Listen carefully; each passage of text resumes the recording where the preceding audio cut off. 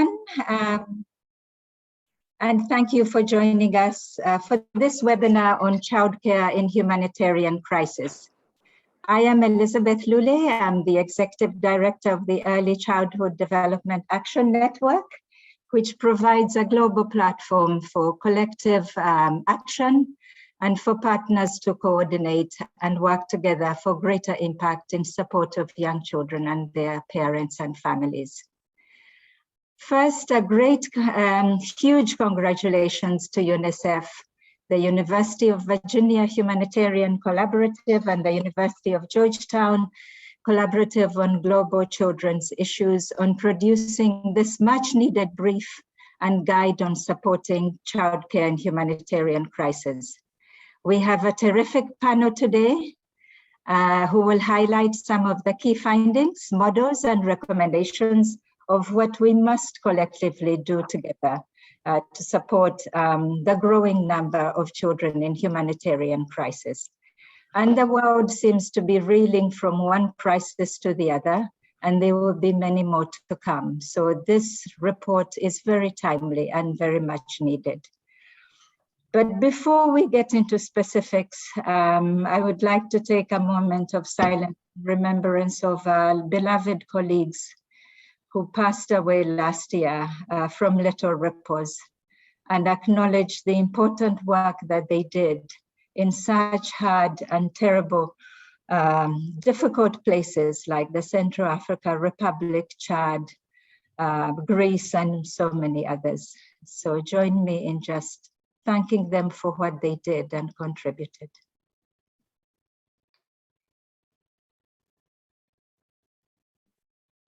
May their souls rest in peace. I wanted to take a moment to reflect on the issue of childcare with humanitarian crisis situations, but also in everyday situations at home. Before the pandemic, childcare was a crisis, especially for poor families. And then came COVID-19, which took away childcare for everybody and highlighted it as a critical need for all families. And our partners came together when we asked what is it that we should be addressing after the pandemic was declared. And all of them said childcare was a priority. So we embarked on developing a global campaign, childcare campaign, and we're working with about 24 partners together who form our global policy and advocacy advisory group.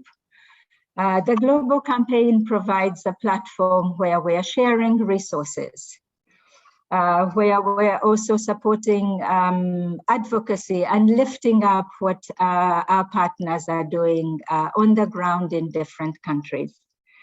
But we also are trying to build bridges with the women's movement, the gender equality, because childcare is good for children, it's good for women, it's good for families, it's good for the workforce, it's good for our economies. And this is why this webinar is so critical this morning. So this is an opportunity for us to lift up the work of these great partners who have focused on dealing with the impact and implications of humanitarian crisis.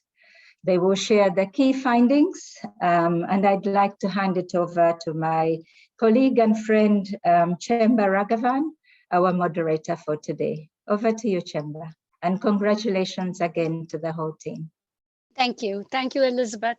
Can everyone hear me? Yeah, great, awesome. Thank you, welcome to the webinar today.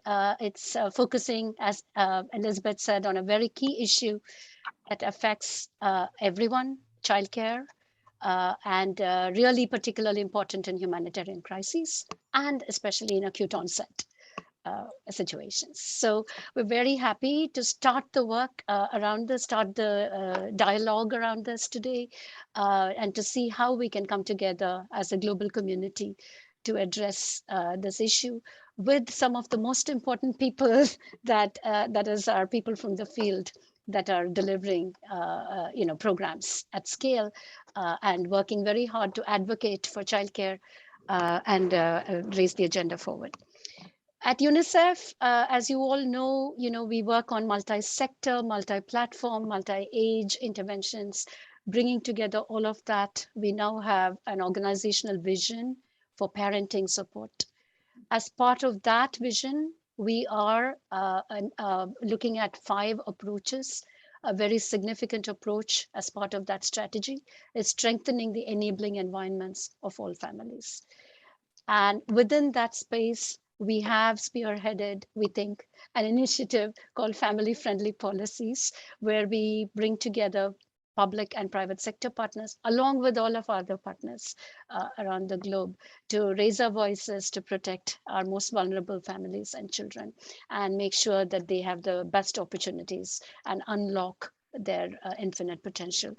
And as part of the Family Friendly Policies initiative, we have actually formulated, even prior to COVID, 4 policy asks: parental leave, breastfeeding support, affordable, accessible, quality childcare, and child benefits. With the advent of COVID, we are now looking at that agenda again, seeing what to strengthen, what to expand, where we can scale up, who are the partners, what are the contexts. One such context is the humanitarian context, and it has gripped us all in ways that we cannot deny. All of us have been part of this, the COVID-19 pandemic, and we particularly know how difficult it has been for parents, especially without good childcare.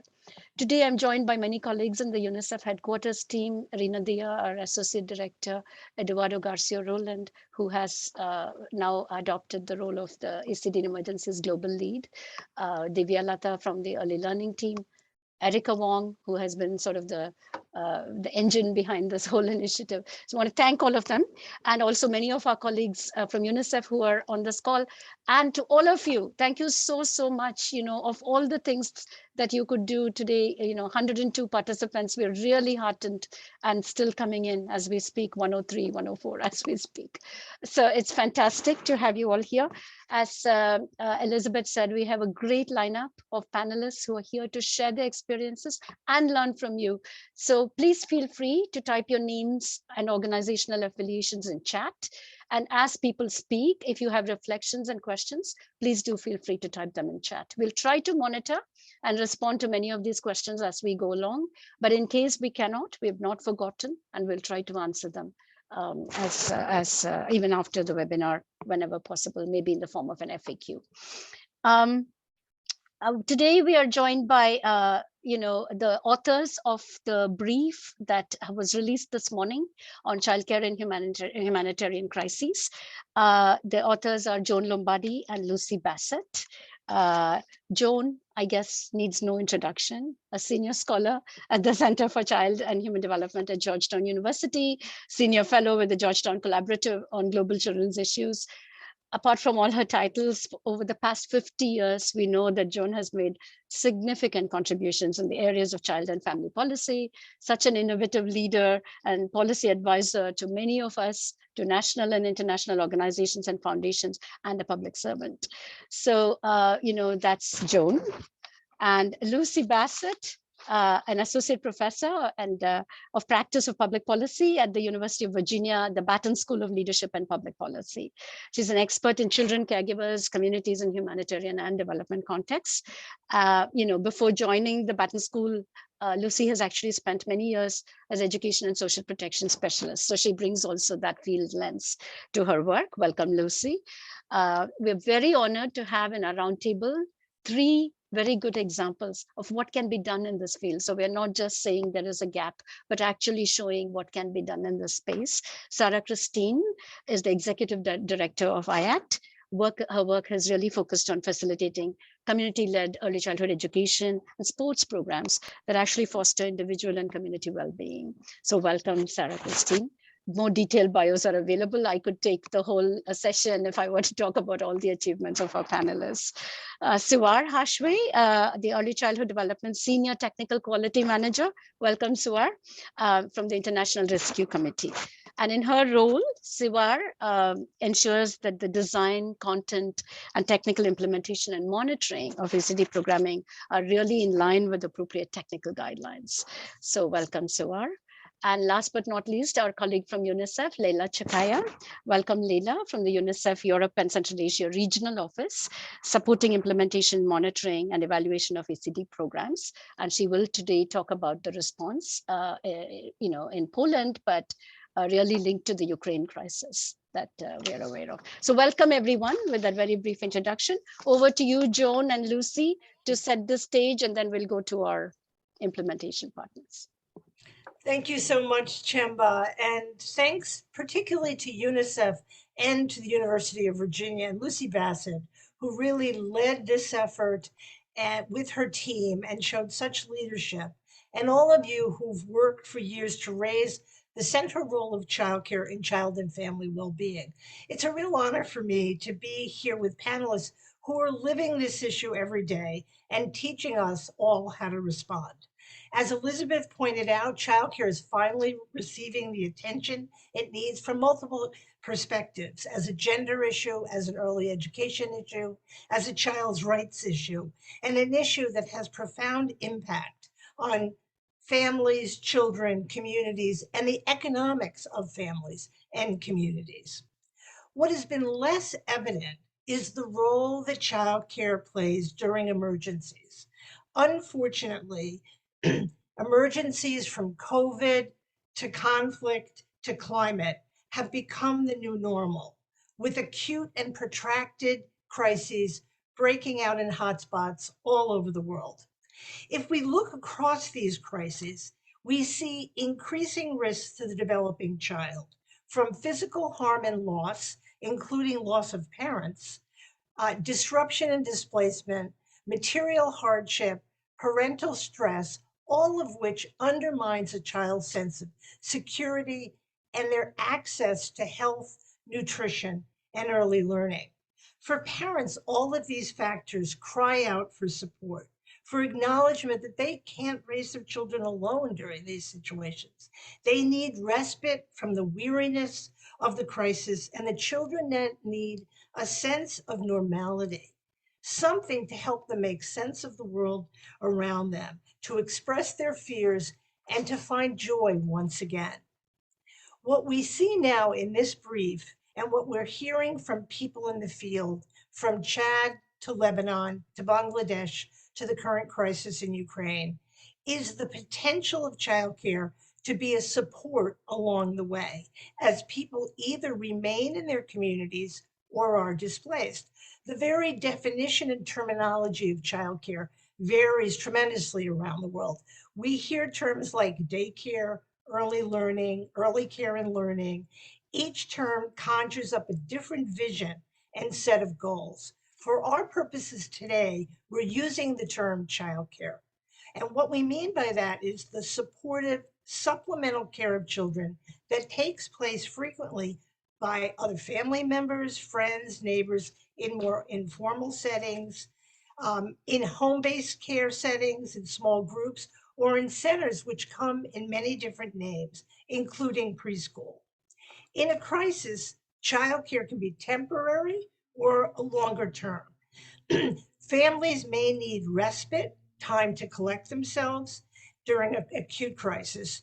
During a prolonged crisis, they need time to look for work or to secure work, because we know that war often separates families, and many women are seeking employment as their husbands remain in a conflict situation. When planning for childcare in any community, including the emergency context, it's not only the service that needs attention, but all the infrastructure needs, the coordination of childcare, information and referral for parents, safety provisions, which are particularly challenging during times of crisis, and efforts to assure quality. We have to continue to focus on that despite the crisis. Financing and workforce and supports for the caregiving community. Childcare is seen as an opportunity. It can be a focal point of support To maximize the potential to use childcare, we have to include all of our sectors. Child protection has a particularly important role in safety and safeguarding. Health and nutrition and WASH can be seen as an opportunity, can use childcare as an opportunity, as a focal point for the delivery of their services. Education plays a particularly important role because we need to assure continuity of learning. We need to help children with the new languages and cultures they're facing. And we need to provide opportunities for migrating teachers and a way to assure that older siblings don't lose education due to the need to care for children of younger siblings. And of course, social protection has a particularly important role because we need to couple childcare with income support and income generation. So that's the context in which we're in. Before I turn it over to Lucy, I just want to remind everybody that nurturing care has been a central role in our discussion in early childhood, as well as support to children and families. These same goals, the same goals of nurture that it's been outlined in nurturing care, must continue in a crisis. We have to learn to respond during an acute emergency and in more prolonged periods. During acute emergencies, there's often chaos that comes with the need for protection of safety and loss. In a prolonged emergency, it comes with its own set of challenges around how to integrate families into community childcare systems, which are probably already very strained. But I want to add another phase to this picture of acute and prolonged emergencies, and that is preparation for emergencies. We know that emergencies are now the new normal. We have to acknowledge that every corner of the world can face an emergency overnight. So preparation has to be included. How can the existing childcare and early education system become ready for emergencies? What procedures should be put in place now? What type of training and workforce preparation is needed on how to respond to the needs of children and families disrupted and under stress? How do we include parents who are displaced themselves and teachers and a host of other issues? Finally, of course, all of us have to speak up so we turn the tide and limit the number of emergencies that children and families face by taking action on climate and by standing up for peace. So thank you, and I'll turn it over to Lucy.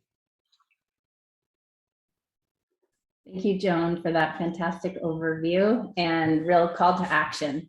I'm hoping that this session today, all of us are already interested in this topic, but we'll really feel motivated and have a sense of possibility. So I am going to take a few minutes to speak with you about some findings from this brief Childcare and Humanitarian Crises. And I want to acknowledge before I begin, one of the authors of this report, Ben Dooley, who was a master's student at the University of Virginia. And he was a phenomenal student. He was really the spark, along with Unicef, of this report. And I think it's just a great example of what passionate young people can contribute in our field. And so, you know, we need all the people and all the energy we can get on this issue, whether it's at universities in North America or the Global South or community organizations. So I think this is a great kind of inspiration. And just thanks to Unicef for, you know, making this possible. So I think Joan spoke really beautifully about why we need childcare in crisis context, but I just want to say, I think it's often seen that especially in acute emergency, it's, oh, meet the basic needs, water, food, shelter, safety. And I want to reframe that a little bit and emphasize that childcare is also one of these basic needs, or a fundamental need. And I think Joan emphasize that, and I will just briefly go over these three groups that can benefit to sort of signal how that works. So Joan mentioned that caregivers are shouldering a huge burden during crisis. whether it's, taking care of these basic needs for themselves and their families, and maybe for the elderly, or for those who are suffering around them in their communities, and also the mental burden of just the uncertainty, violence, stress. So providing childcare can give these caregivers time to do those activities they need to do, but also an ability to cope themselves, which we know has a huge implications for child well-being. Children themselves, Joan mentioned, especially when there are high levels of violence or displacement, they can be in unsafe environments, at risk of abuse and neglect, and they need a sense of normalcy and safety, a place to play, process what's going on, and heal, and childcare can offer that, as well as the opportunity to interact with peers and other caring adults, which sets them up for better development. And then Joan also touched on the importance of young girls, mostly, but it could be other siblings, boys and girls, who are taking on this responsibility and therefore not investing in themselves and their education. So it's really kind of a multi-generational benefit, and really a win-win strategy. The review, I wonder if I have the old version of these slides. I'll find out in a second. The review, the brief looked at some important program elements, a few ways to provide childcare in emergencies, and some examples. And I'm thrilled that we'll have speakers talking about those examples. So some of these elements, Joan mentioned the importance of quality. And so these are some elements to ensure quality, and that is training and mentoring for the childcare providers. So that, providers can be people from the affected community, from the local areas, but should have training and ongoing support to be able to provide high quality services. And Sarah Christine from Iact, who will be speaking about Little Ripples later, they have a fantastic training program, which she might mention. We talked a little bit about what kids are going through and parents, and so the importance of trauma-informed care and programming that really consciously addresses trauma and has social and emotional learning interventions and activities to build confidence and resilience. Safe spaces for play, learning, and socio-emotional development. Joan also mentioned the additional services that childcare can be a way to bundle and support primary caregivers themselves. So the three ways we in this review, we looked at how childcare is delivered kind of in development context, and which aspects of those could work in an acute crisis in particular, and found a few different approaches that are promising. One being mobile services. So this is things like mobile creches, mobile childcare, targeting those who are on the move or in hard to reach places. So it requires little permanent physical infrastructure, and it's best suited to places where there isn't a lot of stable infrastructure, or there's high levels of displacement and migration. Childcare hubs, we see those popping up in Ukraine right now, and they've been in many other places for Syrian refugees. And these are kind of central locations, maybe one-stop shops along migration routes, and often sort of along the whole path of where migrants and IDPs are moving. And an example of this is Blue Dot hubs for Ukrainian refugees currently. And then another is more established center, such as home-based care. So even in places where it could even happen in a refugee camp, but this is a little bit more consistency of caregiving in a safe, comfortable environment.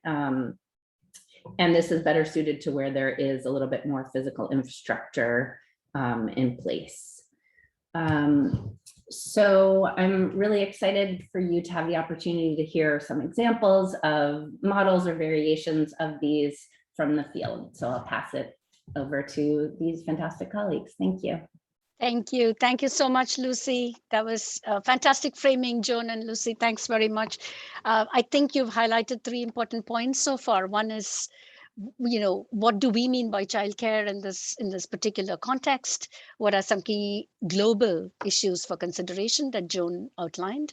And then we had Lucy really talking about unpacking what we mean by quality, those key elements that have to be considered in humanitarian contexts. Approaches for delivery. And the brief, of course, highlights some examples. And to those we now turn, because this is really the concrete aspect of what we're talking about today and how these can be done. I see some questions in the chats, just a few bookkeeping moments, and then I'm going to hand over to our very interesting discussion to the panel. We are running a little bit behind, so panelists, if you could keep your presentation shorter so that we can have more discussion time. And if you see me appearing on video, I'm going to turn off after I speak now.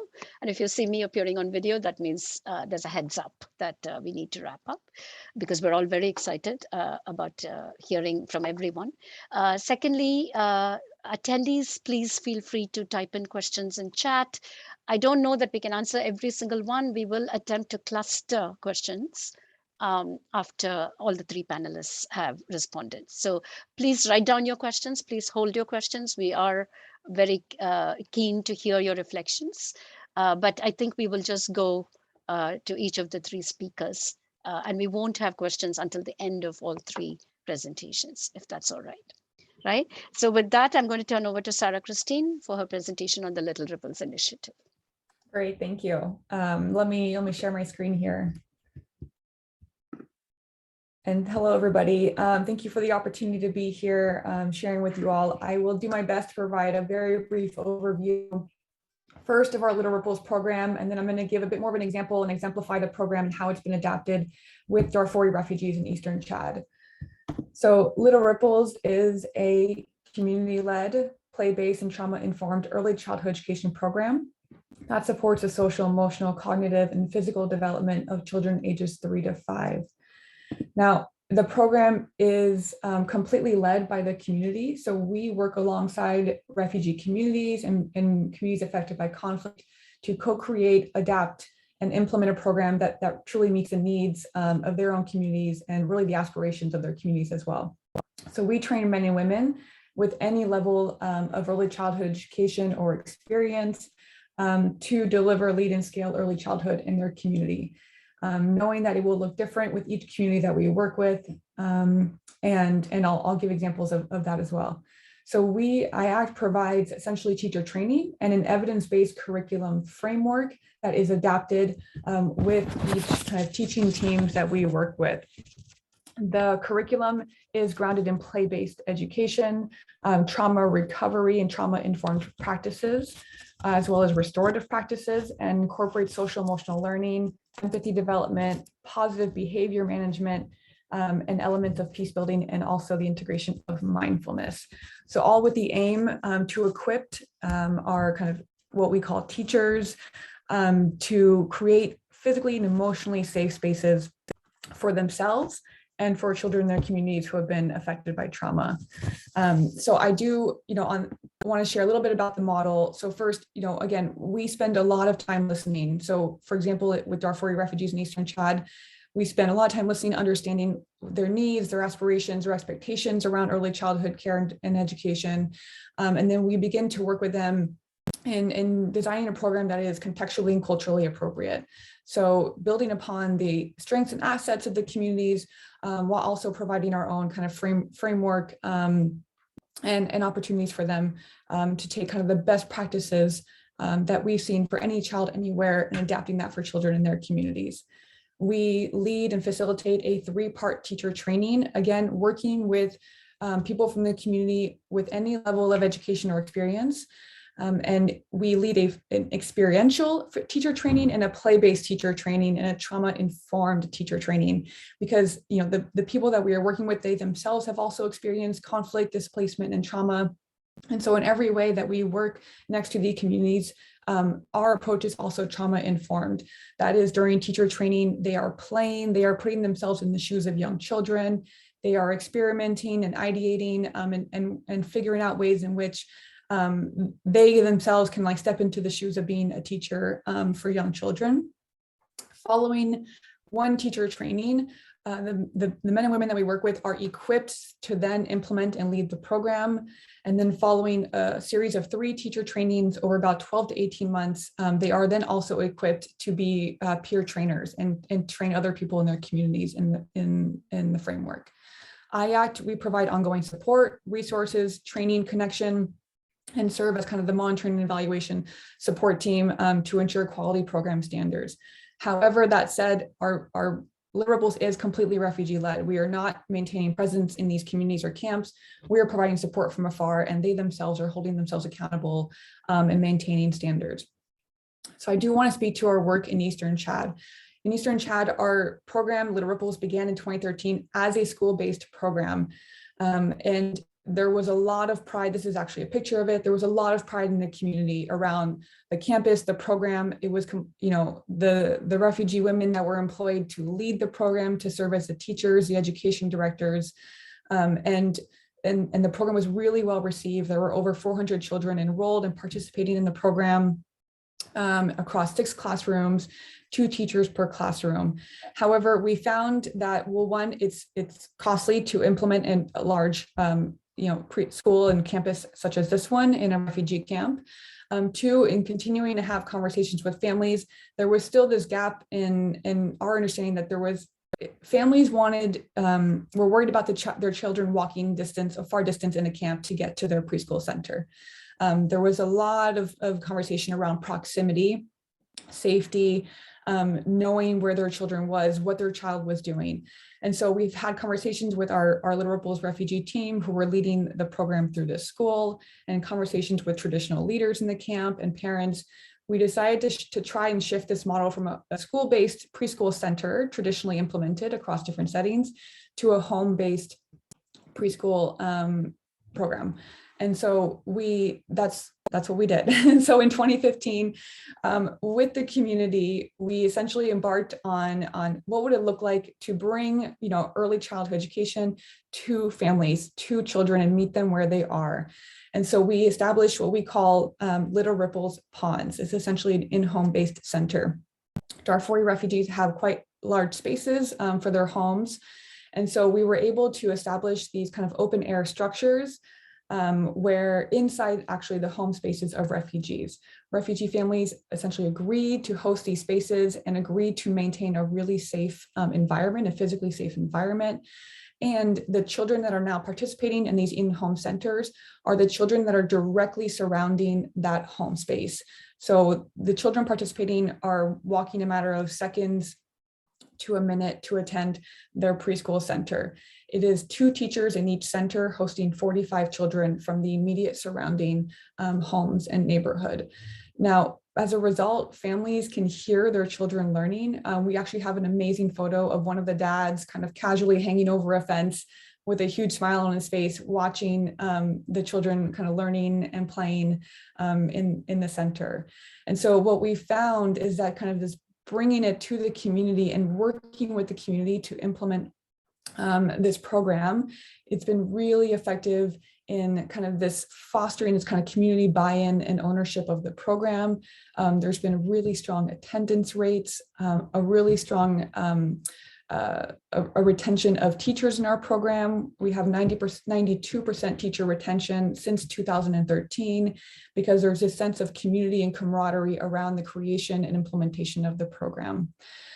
So we started with a school and 3 ponds in Camp Gozamer, and the program has since been scaled to 4 other refugee camps in Eastern Chad.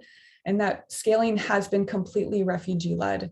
So our experienced team members who have completed trainings and implemented this program have actually traveled to other Eastern Chad and facilitated the same process themselves with other communities. And I see Chemba on screen, and so I think my time is up, but I'm happy to answer questions and also follow up with further information also on additional results and learnings that we've had from this approach. Thank you. Thank you so much, Sarah Christine, and thank you so much for staying on time.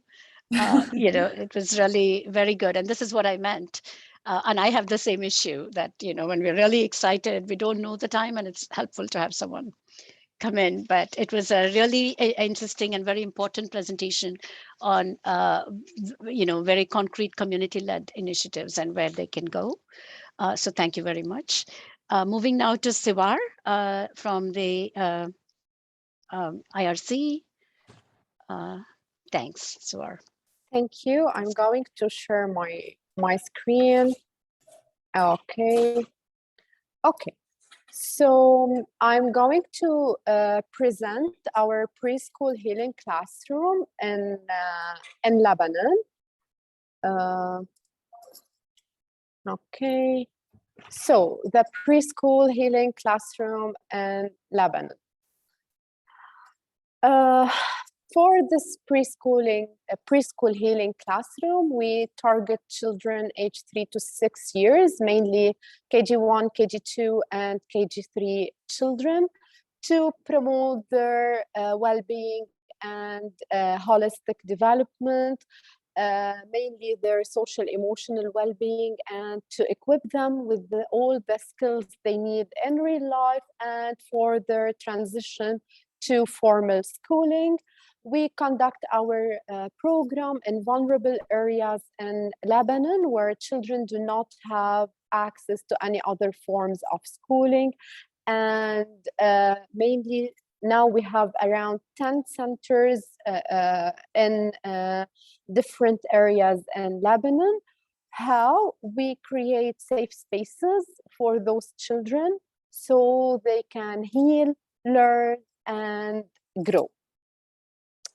What are the elements of our preschool healing classroom? In our preschool healing classroom, we have 5 main elements to help children learn and grow. All our activities are play-based activities where we follow the child's lead, we address the needs of the child, we have differentiated instruction, and we equip children with high order thinking skills. The second element is the sense of control, and we build it through our daily routine, classroom rules and procedures, through repetition, and mainly through positive discipline. Another element is the sense of belonging, where we make sure that all our activities are connected to children's experiences, they address their needs and interests. Another element is the sense of pride, where we appreciate children, we assign meaningful tasks. And the fifth element is the positive social relationships, where respect is everywhere. We have group work, and we have a variety of questioning techniques and a variety of tasks. This is our teaching pyramid. We have nurturing and responsive relationships. As I said before, respect, appreciation, we engage the caregivers. There are opportunities for individual interactions. We work a lot on the supportive and predictable environment, and this occurs through creating classroom rules, routines, procedures. We focus a lot on positive behavior and positive discipline. We offer children choices. The tasks that children are requested to complete are meaningful tasks and authentic tasks. We have targeted strategies and activities where we teach children, or we equip them with self-management strategies. There's always small group tasks, there's always different questioning techniques and tasks, and we engage all senses. And we have individual intervention. Again and again, I emphasize on positive discipline, where there is no place for punishment, there is no place for insult, and appropriate consequences. The features of our preschool healing classroom. This is a real picture from one of our preschool healing classrooms. So we have print-rich environment, as you can see in this picture. We consider classroom safety, both, we consider the emotional environment when we talk about classroom safety, and we talk about physical classroom environment. We make sure that the space is safe, and classroom materials. And here we mean by classroom materials the usual material that we have in any preschool classroom, in addition to our mass media Ahlan Simsim resources that mainly target the social emotional well-being of the child. And here we are talking about stories and stories, videos, posters, etc. This is another real picture from our preschool healing classroom, and this is how one day at the preschool healing classroom looks like. So children arrive in the morning and they have a time for free play, where the teacher is watching and monitoring the activity. Then we have our morning meeting, which is a space for children to talk, to share their thoughts, their feelings, whatever they would like to discuss. Then we have the a read aloud session, and during the read aloud session, we focus a lot on pre-literacy skills, but we focus a lot on the social emotional part, because the stories that we provide are stories that focus on that side. Then we move to our language activity, and where children engage in different activities to learn pre-literacy skills. Then we have our snack and break time. Then we move to the circle time in our foreign language. Then we do foreign language read aloud, foreign language activity. We do our psychosocial activity. Then we move to the math or science activity. It depends. Learning centers rotation, and finally the wrap up and a departure. And between different activities, we assigned 5 minutes for transition, where we have some physical and musical activities with the children. This is another real picture from our preschool healing classrooms. These are the themes that we cover in our preschool healing classroom, and it's worth mentioning here that these were developed by the Ministry of Education and Higher Education in Lebanon, and we have to follow this curriculum. So we have 4 themes for every KG level. In KG1, children learn about their family, 5 senses, on the farm, a festival of colors. KG2, my friends and I, my garden, the market, let's celebrate. KG3 children, back to school, my health, jobs or community helpers, and finally the festival, where they learn about how to celebrate different occasions. These two pictures were taken during the pandemic, and this is how our preschool healing classroom looked like during the pandemic. Here is one of our teachers, and here is one of our children. The teacher is conducting the session at home and the child is learning at home.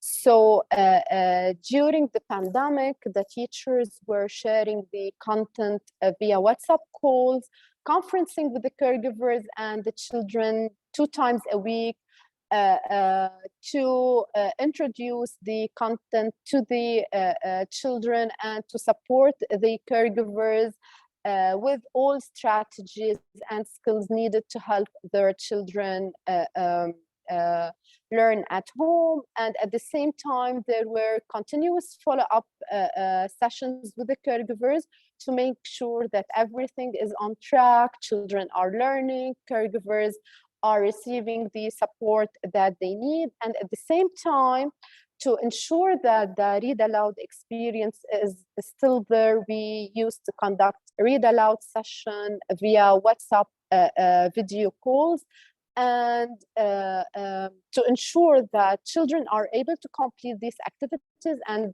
that they have all the needed material. We distributed educational kits to all children who were receiving the program. These educational kits included manipulatives, worksheets, posters, stories, etc. How do we ensure quality?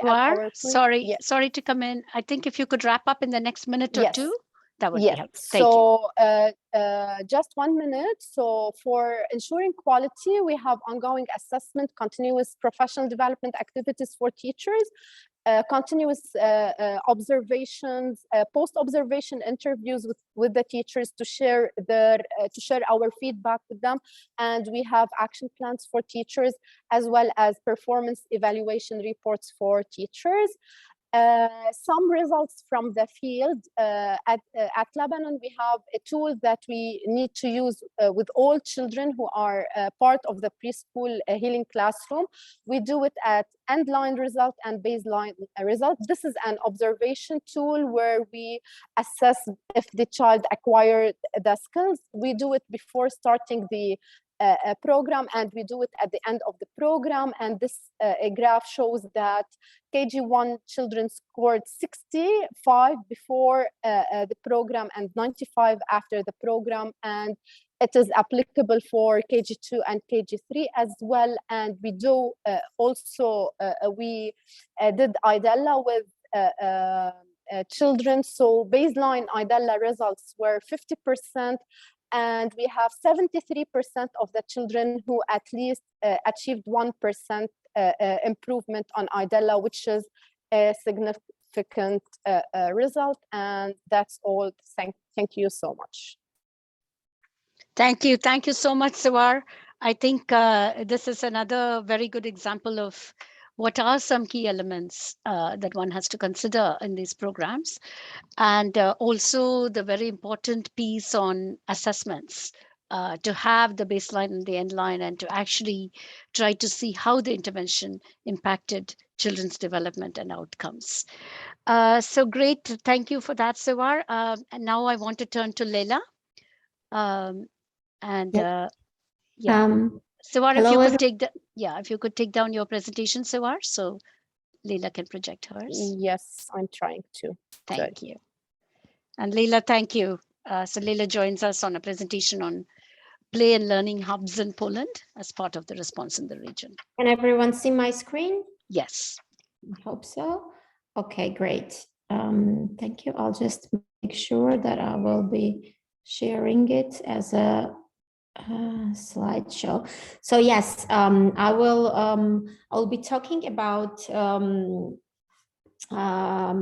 UNICEF response to refugee crisis in Ukraine and in the neighboring countries. This slide says Poland, but actually the approach that I'm presenting now is the one that the UNICEF's Regional Office for Europe and Central Asia is promoting across the region for the countries that are hosting Ukrainian refugee children right now. Very briefly about the current refugee crisis. It's some people have said it's an unprecedented refugee crisis because in a very short span of time, there has been over 6 million people who have left the country. And Poland is by far the largest recipient country with over 3.5 million, with up to 3.5 million people arriving there. From the data that we have, it's not super accurate, but we can be pretty sure that really overwhelming majority are female, or almost everybody is female. And out of the adult population, out of all refugees, 50% are under 18 and over 20% are under 6. So these sheer scope of this crisis is really big, and particularly for the very young children. And the challenges are really obvious. Young children need education and care. They need safe places where they can play and they can learn. But also their caregivers do not have mental state where they can provide proper, not a lot of them, where they can provide the nurturing care that these children need and that they deserve. There is exposure to conflict and insecurity and all these experiences such as loss of family members and so on has really greatly undermined caregivers' mental health. And on top of the fact that they might not be able to provide this support and care, they also need the time for themselves to cope with these issues. And without a proper childcare, it's very difficult for parents and caregivers to find this time. Now, on the supply side, this is on the demand side, but on the supply side, in the host countries, there is lack of capacity to absorb children in existing kindergarten schools and nurseries. This lack of capacity manifested in the lack of space, because actually, like on the example of Poland, but also other countries like Slovakia, Romania, and so on, that are receiving refugees from Ukraine, very often nurseries and kindergartens are oversubscribed, even for the host communities. But then also there's lack of human resources, not enough teachers, lack of play and learning materials, and so on. There are huge legal and administrative obstacles to setting up new nurseries or kindergartens, even if there were resources. It takes a lot of time, it takes a lot of bureaucratic hurdles. And rough estimate is that now across all countries, now this is not about Poland, about 5% of preschool age children are enrolled in municipal or existing services. There is also insufficient mental health and social support for children and caregivers as well. And other issues, there's insufficient training for preschool teachers and nursery caregivers of how to deal with these situations and how to cope, how to interact with children who might have been exposed to trauma. And then lastly, uncertainty is also a huge issue, meaning that refugee children or refugee families who are arriving in one country are often moving on to the next one, or they might be returning back. So this, how many children are there? What is the actual need? That is really difficult to estimate, and it really changes from one day to the next. So considering this, the UNICEF is focusing on three big areas, really: providing early childhood education and care services, providing parenting support for caregivers, and providing some kind of capacity building for frontline workers, for frontline service providers. And then the cross-cutting issue is supporting children with disabilities and their caregivers. Now let's move on to the play and learning spaces that have started to that UNICEF has started to organize in Poland, but also in other countries. These are alternative, flexible early childhood education and care provision places, which provide play and learning opportunities for refugee children. But also it's not just focused on children, it's natural, it extends to providing also parenting support, and creates this kind of space also for parents to network maybe, or to get a much needed counseling, psychosocial support, but also language classes, cultural integration support, and so on. It also, in addition, gives an opportunity to hire Ukrainian professionals. So it's like added benefit is that there is a possibility to employ Ukrainian professionals who are refugees themselves and have a lot of experience in this field. So currently, through partnership with local NGOs and municipalities, there are, actually this is really brand new. There were a few of these hubs set up like literally in April, because it obviously it's a very, very new development, and UNICEF has started operating in Poland only in March. And it's planned in at this stage, it's planned to operate 35 such centers across Poland in various regions for now, but then there might be plans to scale up this model to include many more, to set up many more of these play and learning hubs. What are the key features of these spaces? They are non-formal. So the idea is that there is not one type of like only one model. It can be it can vary from center to center. It can provide different types of services. It is temporary. The goal is not to set up parallel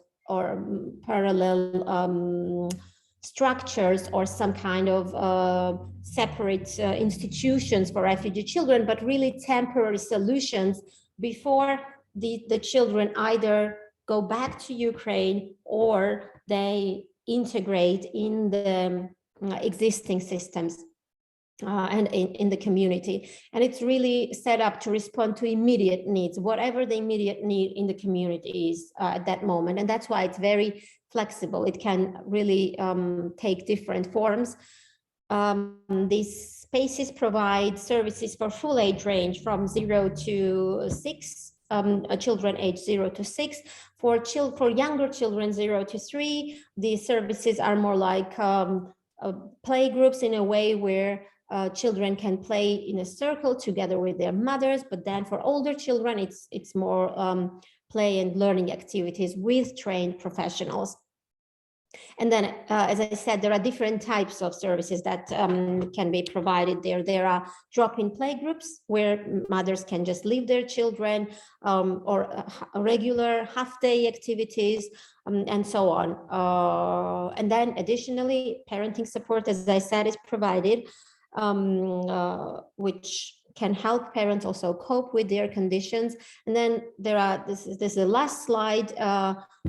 You can see that UNICEF is implementing these spaces together with municipality, in partnership with municipality, but also with selected local partners. And in Poland, we have a very strong partner who is helping UNICEF set up these centers. And municipalities provide the space or identify spaces for free, usually where these spaces can be set up, the centers can be set up. The local partner provides day-to-day management, training, monitoring, ongoing operational support. And UNICEF is really, as I said in the beginning, this is this model that UNICEF regional office is really trying to promote across different countries, to have this exchange of good practices and operational models of how this can be adapted in different situations.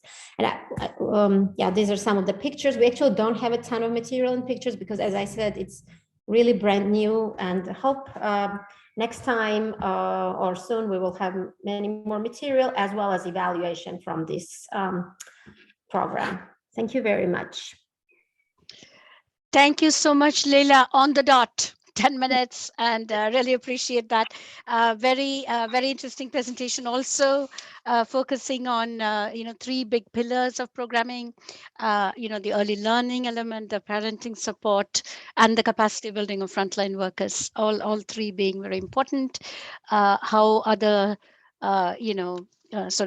considerations have also come into play, empowering women, from the refugee context themselves, the cross-border exchanges. So very, very key concepts coming out also from your presentation. I think if we could all send an applause icon or unmute and clap for these participants, that would be great. I think these were some very good presentations and some very good thoughts and ideas that came out. So I see the applause coming through. Thank you, everyone. Leila, if I could request you to take the presentation down so we can go into the discussion section. So in the discussion portion now, we have had a few questions that have come up in chat already. But before we go through with that, if I could request my colleague Erica to put up a question on Menti, on the Mentimeter. Were we going to have that, Erica? Because we wanted to interact with you. Yes. So if you see in your chats, there is a question. There is a question for you. If you click on the link, menti.com, and the voting code is 67822374. Erica, may I ask you to come in and read the question, please? For those that don't have the Menti access, you can also type your responses in chat. Just want to do a quick check on what your takeaways are. So Erica, if you could read the question. And if you're speaking, you're on mute. Okay, thank you so much, Chemba. I'm going to just share my screen here. Sure. Yes. And the question is, write down a short phrase or key concepts that you would like to remember following today's presentations. Yep, I see these coming up now.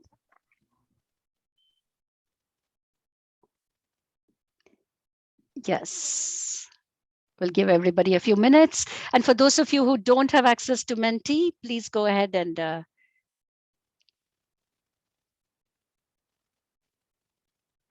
please go ahead and type in your responses in chat.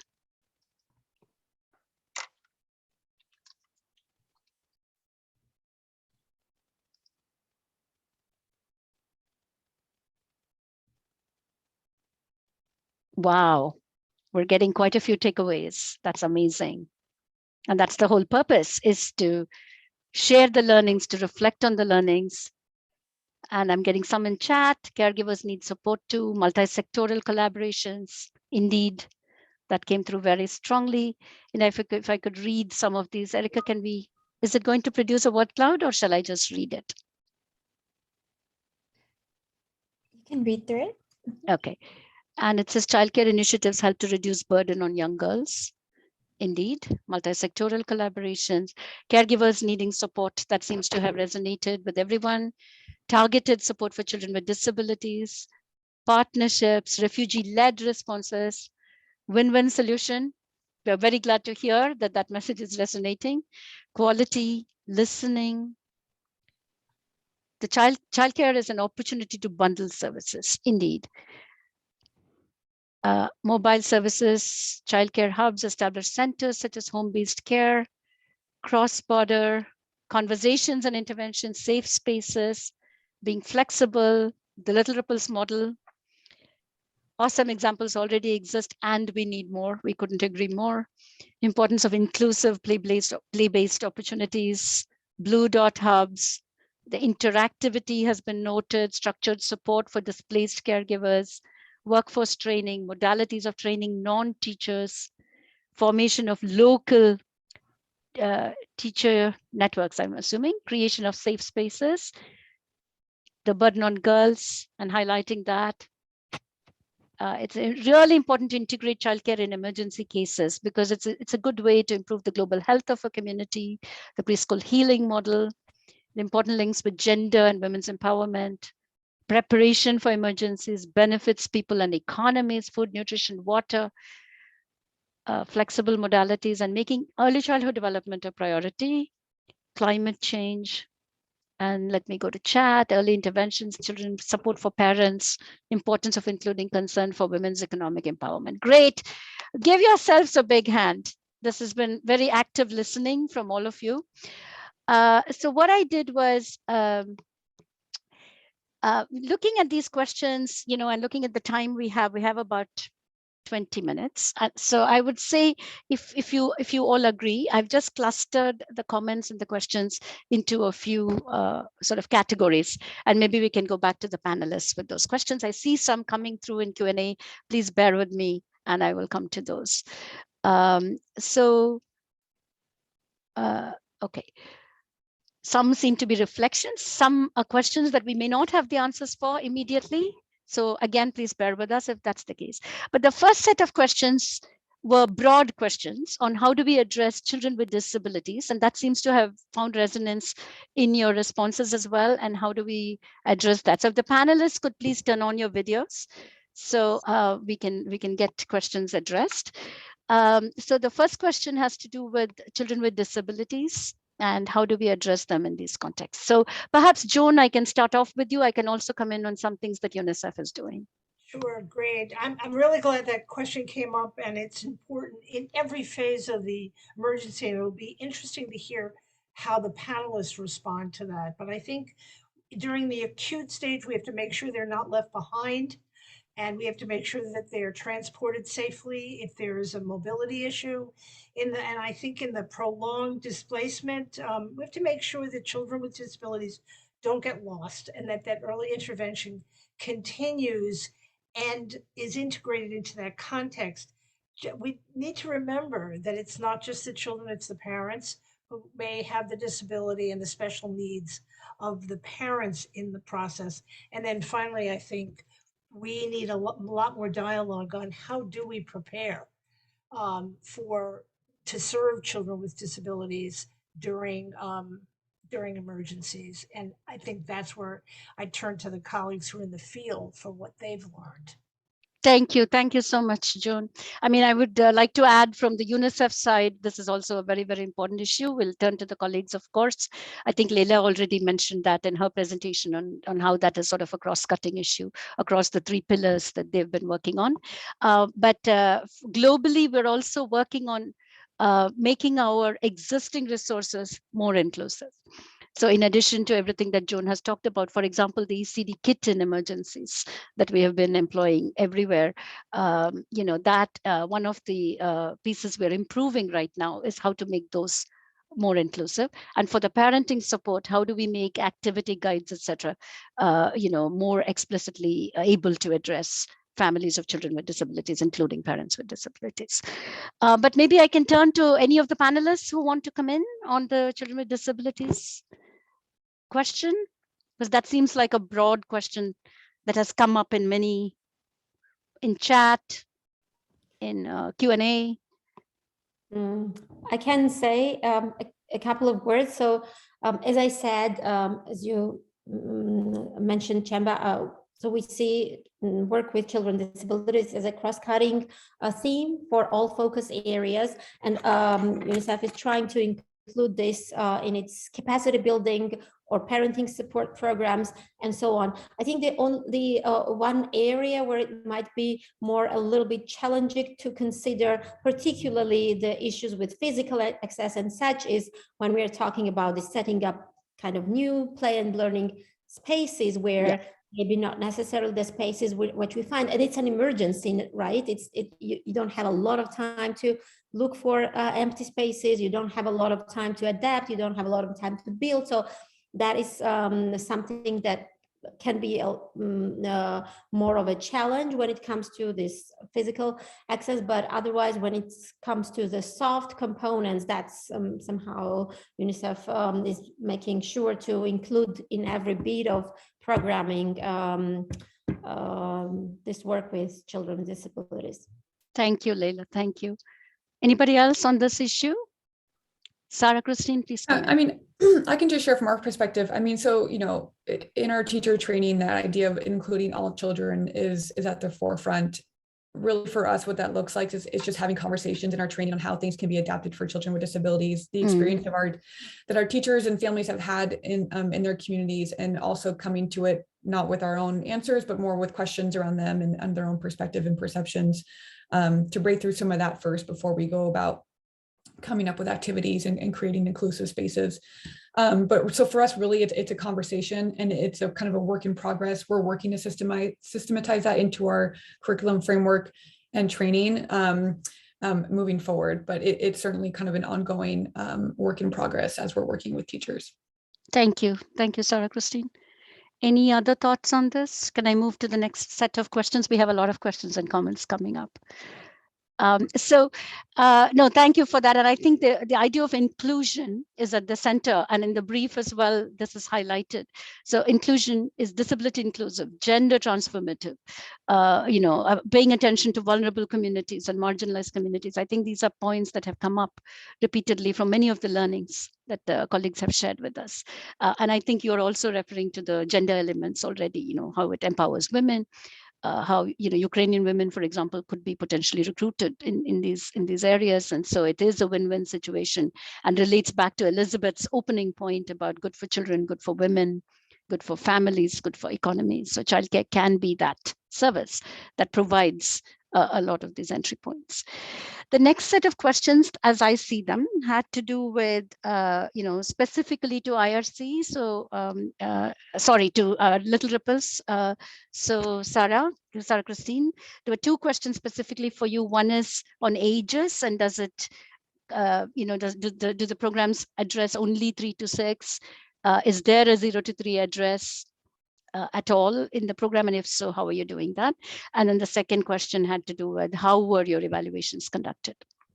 Yeah, so our program is focused on children ages 3 to 6. It's that pre-primary age and the preparation for primary school, because that was an initial gap identified to us by the Darfuri refugee community.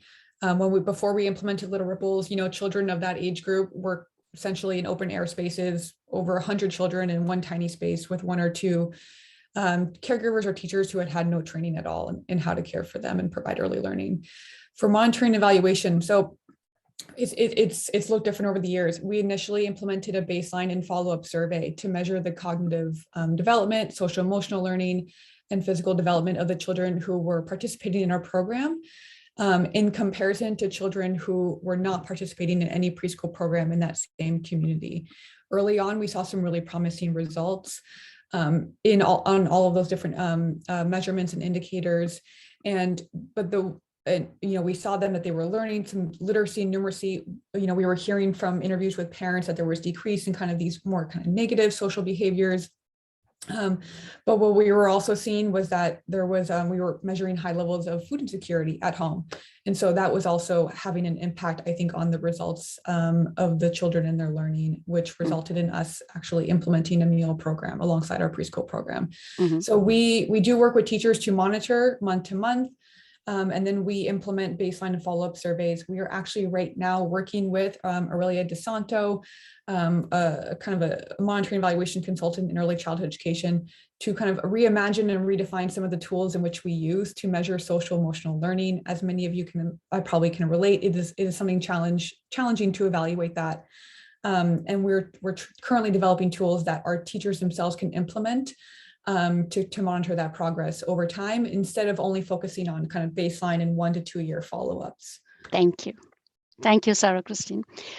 So are the questions that it seemed to have pulled from the chat, actually 2, and maybe 1 may be a comment. I was not very sure, but I wanted to mention that.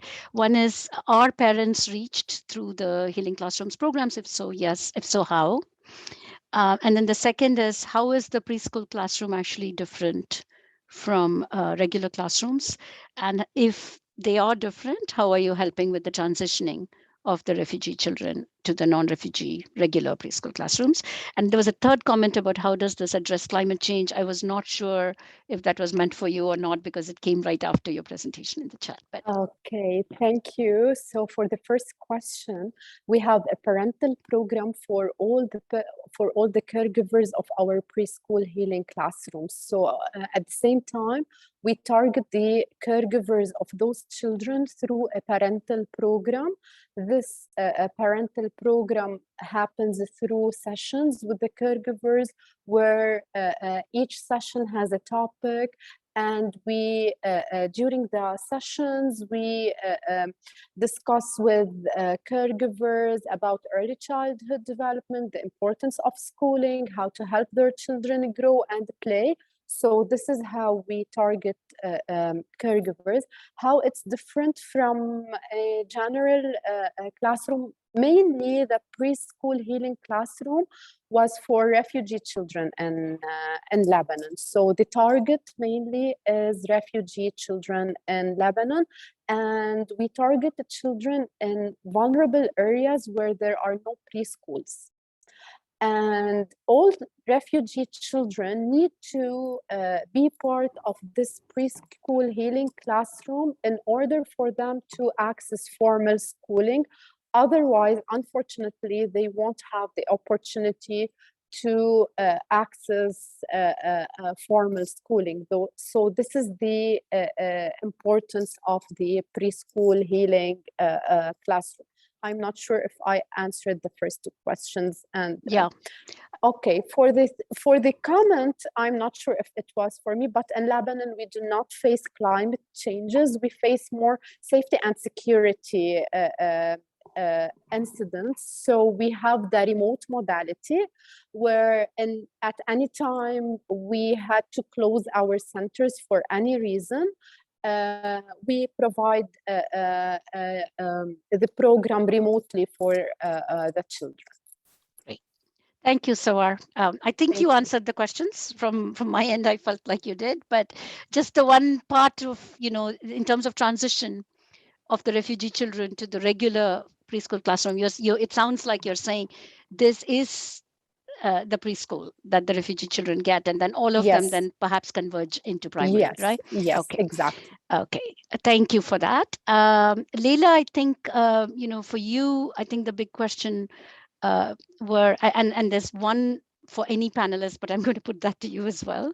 The first one, Leila, for you is how are other sectoral services being integrated into play spaces? And I think you began to answer that, and perhaps my appearance put a stop to your presentation, but maybe if you could elaborate on how it's actually delivering cross-sectoral services or has the potential to.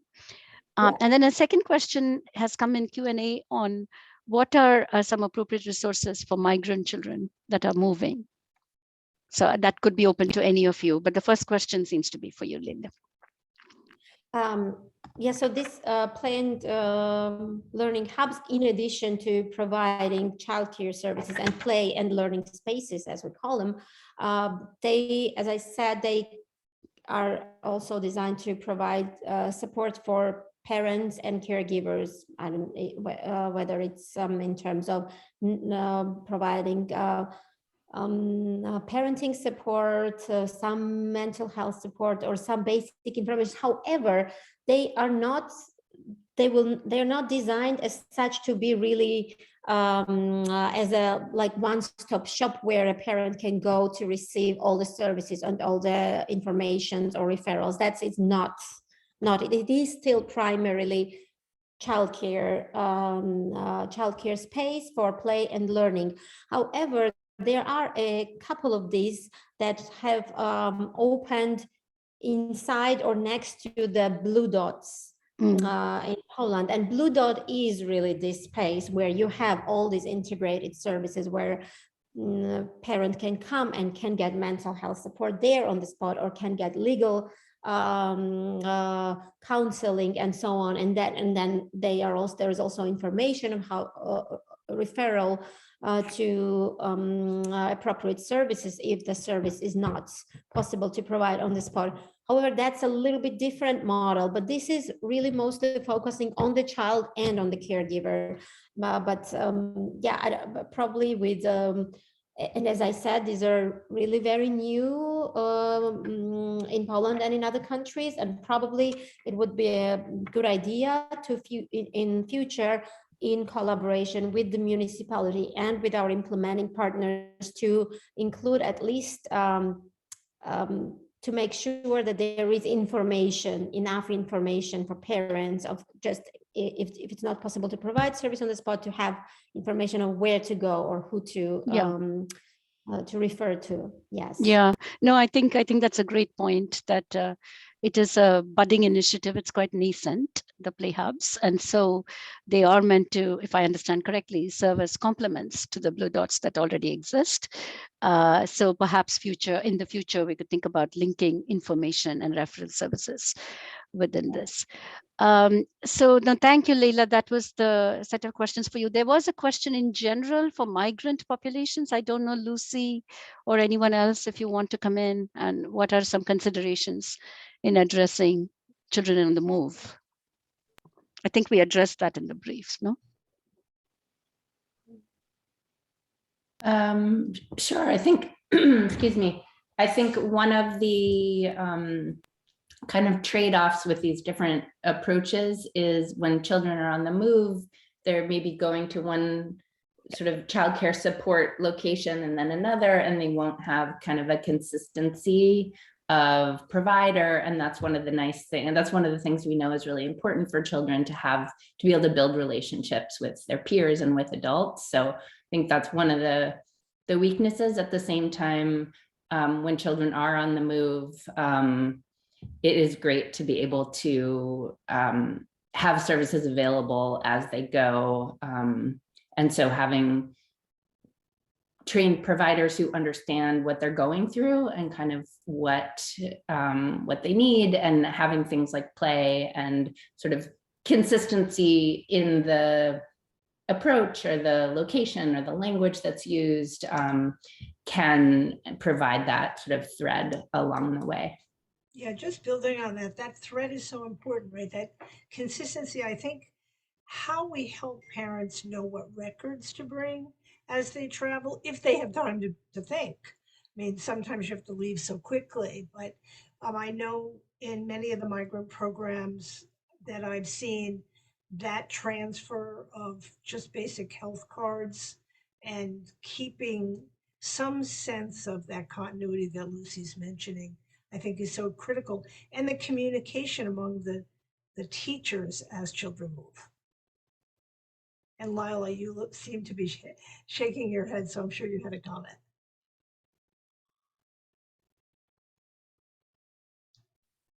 Leila, did you want to come in? No, these are some of the issues that have been coming up in Poland on particular with regards to vaccination cards that people might not have on them, and without vaccination cards it's impossible to enroll in schools and kindergartens and all that. And so that is all something that needs to be, and actually UNICEF is also, our health section is also supporting parents and caregivers to somehow get those health records and vaccination cards so that they are able to enroll their children in municipal institutions. Yes. Yeah, no, thank you so much.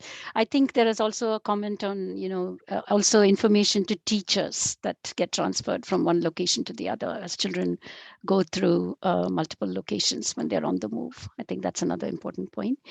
But I think, we've tried to address as many questions as possible. We understand that we cannot answer fine-tuned every single question, but hopefully the webinar will generate more thinking around this, and hopefully we continue to share, all our comments. I think we're almost at time. So in the interest of time, I want to invite Dr. Arina Dia, who is the global lead for early childhood development in UNICEF and, associate director, to provide her thoughts and reflections in closing. Thank you, everyone. Thank you, Chamba, and thank you, everybody. I would like to start by adding my words of thanks and congratulations to the team for giving us the opportunity to deep dive into that issue that is unfortunately very much overlooked in humanitarian situations. As John highlighted at the beginning of the discussion, the number of humanitarian crises is seen to be increasing. And this, of course, has bears great risk for early childhood development because of the toxic stress response caused by trauma, which in turn can affect the brain development of the children during the critical early years. And when that happens, childcare can offer children and parents a respite, bring back a sense of normalcy in their lives.